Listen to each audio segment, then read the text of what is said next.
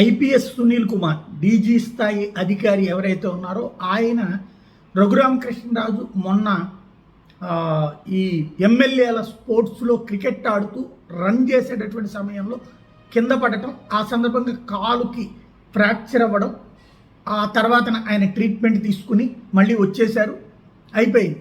దాన్ని ప్రొజెక్ట్ చేస్తూ ఇదిగో రఘురామకృష్ణరాజు గారికి నిజంగా పోలీసులు కొట్టుంటే ఇంకెన్ని తగిలి ఉండేది, అప్పుడు ఏమీ కాలేదు, కానీ ఏదో ఉందన్న భ్రమ కల్పించే ప్రయత్నం చేశారు.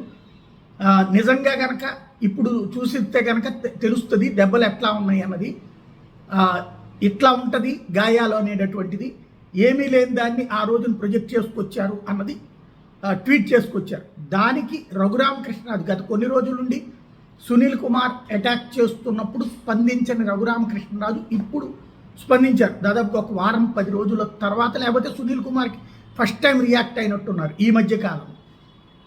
అందులో భాగంగా సునీల్ కుమార్ చెప్పినట్టు కావాలంటే ఆ ట్రీట్మెంట్ ఆ రోజు నన్ను ఎలా ట్రీట్ చేశారో ఆయనకి నేను ట్రీట్ చేయడానికి సిద్ధంగా ఉన్నాను, అంటే నేను కొట్టడానికి సిద్ధంగా ఉన్నాను, అది కూడా జనం మధ్యలో రండి ఆ ట్రీట్మెంట్ తీసుకుందరు కానీ అంటూ ఘాట్ అయినటువంటి రిప్లై ఇచ్చుకొచ్చారు.